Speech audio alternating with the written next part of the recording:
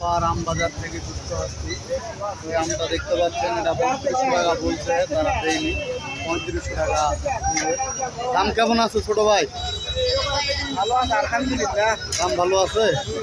আম কেমন আছে এগুলো বাগানে?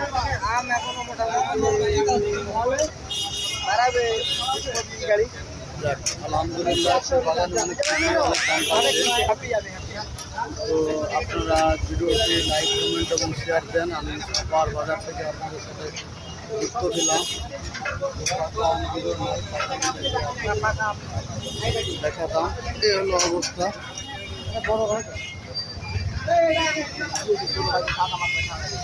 অবস্থা আপনারা সবাই করুন এবং আমের বিভিন্ন তথ্য পাইতে আমারটা শেয়ার দিয়ে রাখুন।